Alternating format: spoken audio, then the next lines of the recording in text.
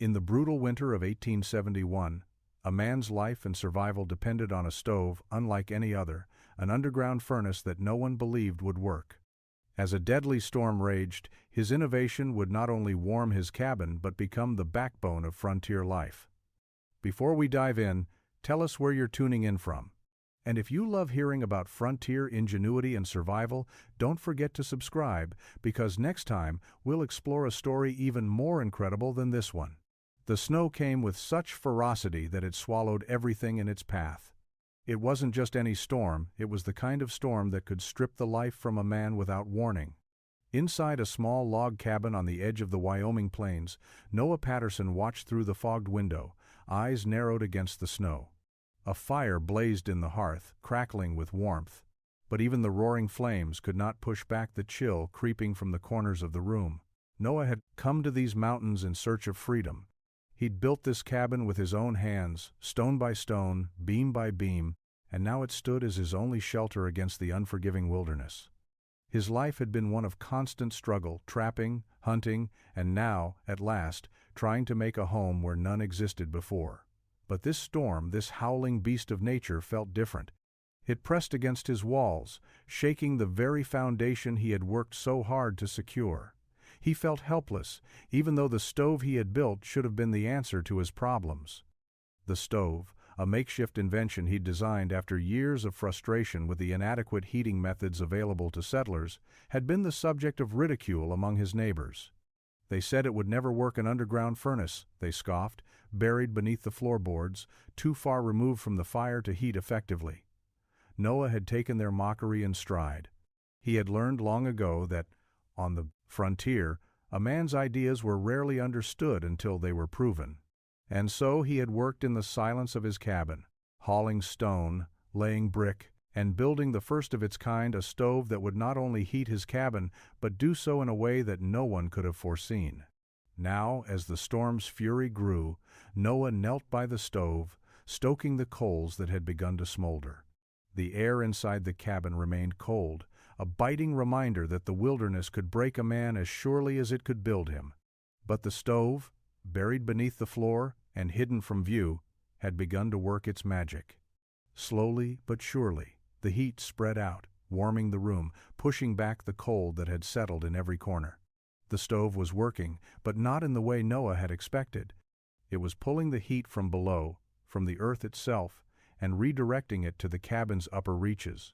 The floorboards warmed, the walls softened, and the fire, which had seemed so inadequate just an hour ago, began to feel like the heart of the cabin, pulsing warmth through the heavy timber. Noah looked down at the stove, a faint smile curling his lips. It was working. But more than that, it was going to save him. As the storm raged on outside, Noah Patterson sat in front of his stove, reflecting on how it had all come to this. The idea had come to him years ago, after a brutal winter when he had nearly frozen to death in a shack with nothing but a basic fireplace to keep him warm.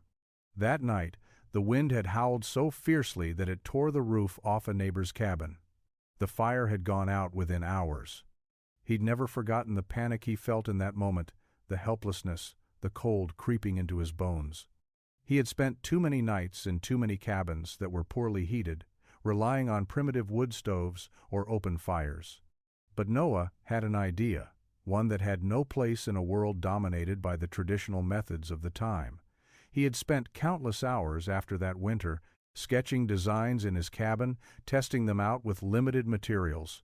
He'd read about the underground heating systems used in ancient civilizations, but those ideas were too far removed from the reality of frontier life. Instead, he adapted what he knew: simple stoves, stonework, and the insulating power of earth. Noah's stove was not just another chimney with a pipe. It was an intricate system, designed to capture the heat and redistribute it. Beneath the floor of his cabin, a small furnace burned fiercely, sending heat through stone and metal pipes that had been meticulously woven throughout the cabin's frame. The firebox, hidden away in the earth beneath him, allowed for longer burns and a steadier flow of heat. The stone hearth, elevated just enough to circulate the air efficiently, was the perfect way to bring warmth without relying on the open flame. But the stove wasn't perfect yet. The first time he tested it, the fire had been too small, and the heat had been uneven. He'd had to adjust the placement of the pipes, ensure the flue system was tight, and add more layers of stone and brick to buffer the heat from the cold ground. It was labor-intensive and expensive, but he was stubborn. He knew that if he could perfect this system, it would be revolutionary.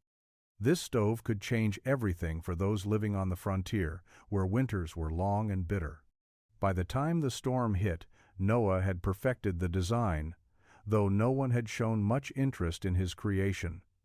The other settlers, his neighbors in this small frontier community, had laughed at him. They mocked him for his obsession with heat, dismissing it as the work of a man too soft to survive in the wilderness. "You can't build warmth into the ground," they had told him. "It's a foolish waste of time." But Noah hadn't been discouraged. The more they laughed, the more determined he became. It was the same with every innovation in history. Only those who dared to dream beyond the known world could truly change it. And now, as he sat in the warmth of his cabin, with the storm howling outside, he knew that he had created something that would make all those who doubted him eat their words. The storm, relentless and unforgiving, was no match for his invention. The stove was more than just a furnace. It was a symbol of survival, of grit, of a man who would not be broken by the wilderness. Noah awoke the next morning to the cold touch of winter's breath seeping through the cracks in the cabin walls. The storm had not let up. Snow piled high against the windows, and the wind whistled relentlessly outside, but within the cabin, the air was warmer than it had ever been. The stove, his creation, had kept the cabin at a steady temperature throughout the night, a miracle in a land where survival depended on endurance against nature's fury. He sat up slowly, stretching stiff muscles, and moved to the hearth. The stove, nestled beneath the floorboards, had done what no one thought possible. Not only had it withstood the test of the storm, but it had delivered warmth, steady and constant, without the usual cloud of smoke and ash that plagued other wood stoves. As Noah stared down at the glowing embers through the stone chimney, a feeling of accomplishment washed over him. For the first time in years, he didn't have to wake up in the middle of the night to tend the fire. The stove was efficient, and it was doing its job. But there was more work to do. The morning was spent tending to the stove, adjusting the fire, making sure the air vents and flues were working just right. Noah couldn't help but inspect every corner of the cabin, from the stonework beneath the floor to the pipes running through the walls. He had designed the system with precision, but there was still a lingering doubt in the back of his mind. He needed to know that this was more than a temporary fix, that it would endure through the worst of the frontier's trials. As he worked, Noah thought about the other settlers. He'd never told them about his stove's true design.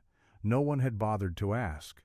They had laughed at his idea from the start, dismissing it as another foolhardy attempt to outwit nature. The harsh winters had bred skepticism in their hearts, and Noah had always felt like an outsider in their tight-knit community. He was a man of ideas, not just a survivor. He had never quite fit in, and that, more than anything, had driven him to build something better, something that would prove to them all that survival on the frontier didn't have to mean sacrificing comfort for security. Later in the day, as the storm showed no signs of letting up, Noah made a decision. He would take his stove to the others, show them that it worked, and perhaps, just perhaps, he could change their minds about the possibilities of frontier life. He gathered his tools and headed out into the storm, his boots crunching in the snow. The wind cut through his coat like a knife, and the snow stung his face, but Noah pressed on. He knew this was more than a test of his stove. It was a test of his conviction. He had to prove that the frontier could be tamed, not through brute force or stubbornness, but with thought and ingenuity. When he arrived at the cabin of his nearest neighbor, a man named Ezra Miller, the door opened with reluctance. Ezra's face was grizzled, the lines of his years spent in the wilderness etched deep into his skin. His eyes narrowed as he took in Noah's arrival, but when Noah mentioned the stove, the skepticism remained. "I told you before," Ezra grunted. "Ain't no way a stove like that will hold up in a real storm. Prove me wrong if you must." With a nod, Noah set to work, positioning the stove in the center of Ezra's cabin. He fired it up and waited. The cabin, once bitterly cold, slowly began to warm. Ezra remained silent, his eyes flicking between the stove and Noah. The air grew warmer, and soon The two men were standing in the comfort of a well-heated room. For the first time, Ezra's hard exterior cracked, and a slow smile tugged at his lips. "Well, I'll be damned. Looks like you might have something here." As the days turned into weeks, word of Noah's stove spread through the community. The storm of '71 had set the stage for a revolution of sorts, a small shift in the way frontier settlers thought about survival. At first, only a few skeptics had visited Noah's cabin to witness the stove's power for themselves. But soon, others began to line up outside, eager to see if it truly worked as promised. Ezra Miller, once the loudest critic of Noah's design, became the stove's biggest advocate. He'd seen firsthand how it performed under the most grueling conditions, and he couldn't deny the results. In the harshest winter anyone in the community had ever experienced, Noah's underground stove had defied expectations and kept people warm through the worst of it. But more than that, it had sparked something deeper, an awakening among the settlers. Noah had never set out to start a movement or change the way the frontier lived. He had only wanted to survive, to find a way to stay warm during the coldest months. But as word spread, other settlers began asking him for advice. They wanted to know how to build their own underground stoves, how to incorporate the system into their homes. And it wasn't just about warmth, it was about creating a future that wasn't entirely dictated by the whims of nature. The stove was a symbol of a new kind of frontier spirit, one that didn't rely solely on endurance, but on innovation and foresight. Noah found himself in a strange position. For the first time, he was not only a trapper and builder, but also a teacher. He spent the next few weeks traveling between cabins, showing the settlers how to build their own versions of the stove. He wasn't getting paid for it, he had no need for money. Instead, Noah was building a community, a network of people who shared the same determination to live better, to live smarter. The settlers began to realize that their way of life could improve in small, but significant ways. They didn't have to suffer through the cold of winter in silence. They didn't have to accept the limitations of their cabins, which were so often little more than shelters against the elements. By using Noah's stove design, they could create warm homes, year-round comfort, and a sense of security that hadn't been available to them before. As Noah worked alongside these new converts, he felt a growing sense of pride in what he had done. It wasn't just the stove anymore. It was the message he had shared, the message that ingenuity and creativity could change the world. The settlers had become a community bound not by their shared struggles, but by their collective hope for a future that could be shaped by their own hands. And with each cabin that adopted Noah's stove, he saw the seeds of change take root. It was no longer just about surviving the storm, it was about thriving through it, building a future that would outlast the very storms that had once threatened to break them all. The winter storm raged through the end of January and well into February. But Noah had long since stopped worrying about the cold creeping through the cracks in his cabin. His stove, now a fixture in nearly every home in the small frontier settlement, had transformed the way people experienced the harsh winters. No longer were families huddled together in a battle against the cold, their nights filled with the constant need to stoke fires and chase warmth. Now, with the underground furnace pumping steady heat into the rooms, they slept soundly, free from the fear that the next cold snap would freeze them in their sleep. But while the stove was a marvel of design and ingenuity, Noah couldn't help but notice something deeper in the changes it had wrought. As he visited each cabin and saw the smiles on the settlers' faces, he realized that his invention had given them something more than just warmth. It had given them the space to dream. He had watched as one couple, Sarah and Tom Fielding, used the newfound warmth of their cabin to hold their first winter gathering in years. The usual isolation of the frontier life had always kept them apart, but now they could open their doors without worrying about losing heat through a leaky chimney. That night, they invited their neighbors in for food, music, and conversation, something Noah hadn't seen much of in the often solitary world of trappers and settlers. The stove had done more than keep out the cold. It had created a new sense of possibility. It had allowed people to live more comfortably, giving them the chance to make their homes places of warmth, laughter, and connection rather than just survival. Noah's work had sparked a revolution, not in technology alone, but in the very way people approached the wilderness. They no longer saw it as something to fear and endure, but something to learn from, to adapt to, and ultimately to thrive within. The change wasn't just happening among the settlers. Even Noah felt it. He had always been a man of solitary habits, focused on his work and the next task at hand. But now, as he walked through the settlement, he was no longer just a stranger with an idea.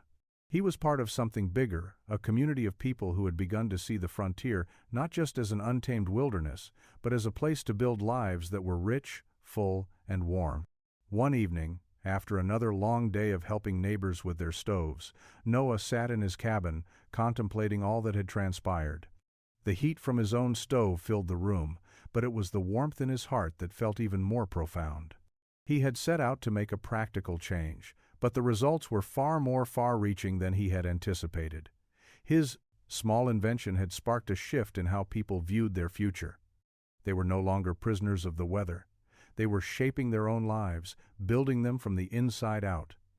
As Noah stared into the flames of his stove, a soft smile crept onto his face. He hadn't just changed his life, he had changed the lives of everyone around him. And for the first time in a long while, he felt that his place in the world had meaning. As winter began to thaw and the first signs of spring crept across the Wyoming plains, the settlers' lives seemed to fall into a new rhythm. The warmth of the stoves made the days more manageable, the nights more bearable. Yet, despite the success of his invention, Noah couldn't shake a nagging feeling deep inside. It wasn't about the stove, it had proven itself time and again. What troubled him were the questions that had started to arise among some of the more skeptical settlers. Not everyone had embraced the stove as fully as Ezra Miller or Sarah and Tom Fielding. There were still whispers about Noah's ideas, particularly when the weather warmed and the urgency of keeping warm no longer hung over the community like a looming storm. Some of the older settlers, hardened by years of surviving the frontier, began to question whether the stove was truly necessary. They argued that it was too much work to build, too much time spent on something that wasn't essential for the coming seasons. What happens when the snow's gone and the sun's out? Old Man Benson, a neighbor who had lived on the frontier for nearly 5 decades, asked one evening when Noah visited. "You think this stove's going to be worth it then?" Noah paused. The question stung more than he expected. For so long he had focused on solving the problem of winter, but now that the weather had turned, he realized there was a point to their doubt. Was he too focused on one season, one problem, without considering the bigger picture? The stove had worked well in the cold months, but it wasn't something that people would use year-round. Perhaps, in some ways, the stove had become more of a crutch than a true solution. But Noah wasn't one to give up on something just because it was inconvenient or misunderstood. He'd spent too many nights in isolation, freezing in poorly built cabins, to let a little criticism stop him. So, he decided to visit the settlers again, this time not just to help them with their stoves, but to listen to hear the concerns they were voicing and determine if there was a way to build something even better. He returned to his cabin that evening, sitting in front of his stove, staring into the fire. He needed to figure out a way forward. The stove had worked wonders. But could it truly change the way frontier life was lived for generations? Could it become more than a solution to one problem and become a permanent fixture in every home on the plains? Noah stood up and walked to his workbench, where he kept his sketches, tools, and materials. He knew the stove had its limitations, but perhaps the next step wasn't to abandon the idea but to refine it, to make it even better. If the stove was to survive as a long-term solution, he would need to think bigger to make it versatile, sustainable, and usable in every season, not just winter. With determination, Noah began sketching again, his mind turning over the designs, planning for a stove that could work in all conditions. He couldn't rest on his success. It was time to push further, to keep innovating, and to prove once more that the frontier was not something to be feared, but something that could be shaped by human ingenuity. The sun hung low in the sky, casting a golden hue over the snow-covered plains, as Noah sat at his workbench, lost in thought. The skepticism of the older settlers still lingered in his mind, their questions echoing in the silence of his cabin. As the weather warmed and the firewood dwindled, Noah understood their concerns. The stove, while revolutionary for winter survival, wasn't a year-round solution. The thought kept him up at night, staring at the flickering flames in his hearth, wondering if there was a way to perfect it, to make it an indispensable part of life, not just a seasonal necessity. He turned to his drawings, the pages filled with the designs and notes he had been sketching over the past few weeks. The stove had worked beautifully in the winter, but in spring and summer it simply wasn't practical. Noah needed a new plan, one that could use the same principles of his underground heating system but be more adaptable. It didn't take long for the new idea to come to him. What if, instead of focusing only on heating the cabin, he could incorporate a cooking feature as well? The stove could be more than a furnace. It could be a central hearth that served both as a heat source and a cooking system, providing warmth during the colder months and doubling as a means to cook meals in the summer. The idea was simple but could change everything. Noah spent the next several weeks working on his new design, building a more compact stove with a larger firebox and a flat, smooth top surface for cooking. He used thicker stone to help retain heat, allowing the stove to slowly release warmth even after the fire had gone out. This would solve two problems. It would keep the cabin warm year-round, and it would serve as a multifunctional tool for the settlers. By the time the weather began to warm fully, Noah had completed his new stove. It was a true hybrid, combining all the features he had imagined: heating, cooking, and a storage compartment for firewood. The stove's design was sleek, with a more efficient venting system and a larger cooking surface. As he placed the final touches on the stove, Noah couldn't help but feel a renewed sense of hope. This was what the settlers needed: a solution for every season, one that would change the way they lived for good. Noah's new stove was finished, but he knew the real test lay not in the design itself, but in how the settlers would react. As he walked through the settlement, he felt a mix of excitement and anxiety. He had poured his heart and soul into this new stove, and now it was time to see if it would truly meet the needs of the community. He first visited Sarah and Tom Fielding's cabin. They had been some of the first to embrace his original stove, and their enthusiasm was a reflection of the change it had brought to their lives. When Noah explained the improvements and showed them his new design, Tom scratched his chin, a thoughtful expression on his face. "It looks like you've thought of everything," Tom said, inspecting the cooking surface. "But will it really work in the summer, when we don't need the heat so much?" Noah smiled, pulling back the stove's vent cover.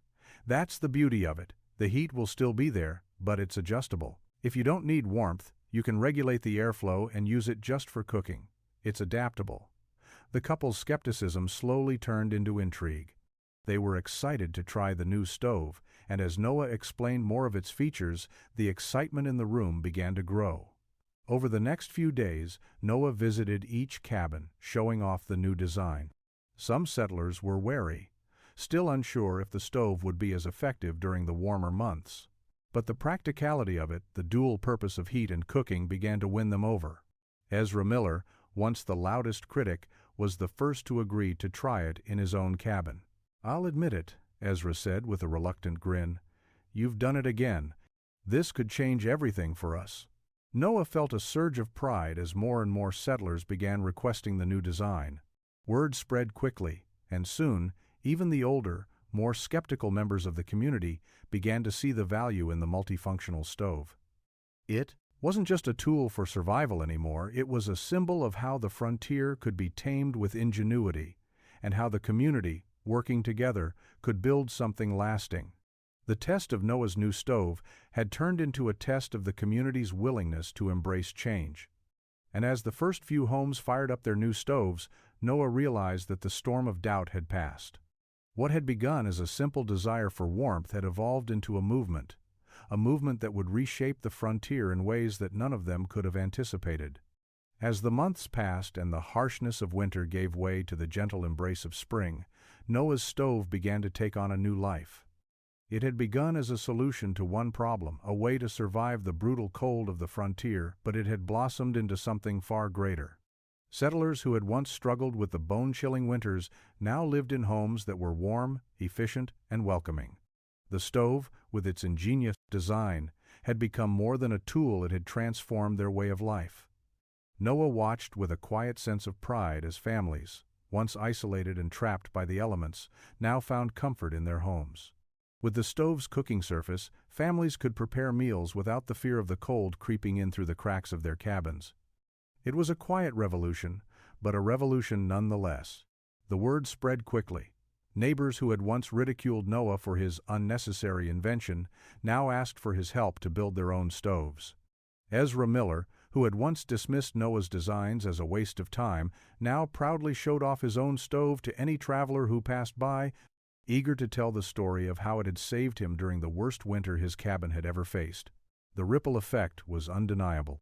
What had started with Noah's solitary vision had grown into something far greater, a movement toward better living, more sustainable solutions, and, perhaps most importantly, a sense of unity. But as demand for the stoves grew, Noah realized he couldn't continue to build them alone.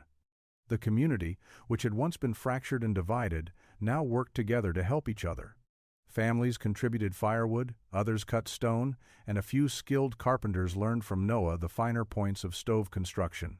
What had been a lone effort had evolved into a collaborative enterprise. It wasn't just the physical work of building that had changed. The very culture of the settlement was shifting. Cooperation had replaced isolation, and the idea that survival on the frontier didn't have to mean constant struggle was beginning to take root. As more cabins were outfitted with the new stoves, the settlers began to realize the bigger picture. This was not just about warmth, it was about adapting to the land, to the seasons, and to each other. Noah's invention had given them something more than a physical tool. It had given them a sense of possibility, of hope, and the belief that, together, they could overcome whatever challenges the wilderness threw their way. Years turned into decades, and the frontier continued to evolve. The snow-capped mountains and rolling plains had given way to sprawling farms, trading posts, and even a few towns. But amidst the growing civilization, the cabins that Noah Patterson had built still stood, strong and resilient. Their walls, once weathered and cold, now radiated warmth both from the stoves that had become a central part of the settlers' lives and from the memories of the people who had lived in them. Noah, now older and wiser, had long since stepped away from the work of stove-making. He had moved to a modest farm on the outskirts of the settlement, where he spent his days working the land he had learned to love. Though he had given up his tools, his work was far from forgotten. The stove he had built, once met with skepticism and doubt, had become the cornerstone of the community's survival, a permanent fixture in the homes of every settler who had embraced it. It was no longer just a piece of equipment, it had become a symbol of their collective strength and ingenuity. The Patterson stove, as it was affectionately known, had become a standard for frontier living. Every settler who built a cabin, every family who made their home in the mountains or along the rivers, now relied on the very stove Noah had designed. It wasn't just about heating their homes anymore, it was about preserving the spirit of the frontier itself. The stove had allowed them to move beyond mere survival and to thrive, building lives filled with warmth, connection, and a sense of belonging. As Noah sat by the hearth of his own cabin, reflecting on the years that had passed, he felt a quiet satisfaction. The storms of 1871 were long gone, but the impact of that winter, of the work he had done, was still felt in every home, every cabin, and every heart in the settlement. The stoves had withstood not only the test of time, but the challenges of the frontier itself. The settlers who had once laughed at Noah's ideas were now living in homes that were warmer and more secure than they had ever imagined. What had begun as one man's obsession with survival had become a legacy that extended far beyond the walls of his cabin. The warmth from Noah's stoves had spread through the community, offering not just physical comfort, but emotional security as well. For the settlers of the frontier, Noah's invention had become more than just a tool. It had become a symbol of the power of human ingenuity and the strength that comes from working together, a legacy that would endure long after he was gone. Noah Patterson may have walked away from his work, but his legacy lived on in every cabin, every hearth, and in the spirit of every person who had learned that, with a little ingenuity, even the harshest of winters could be conquered.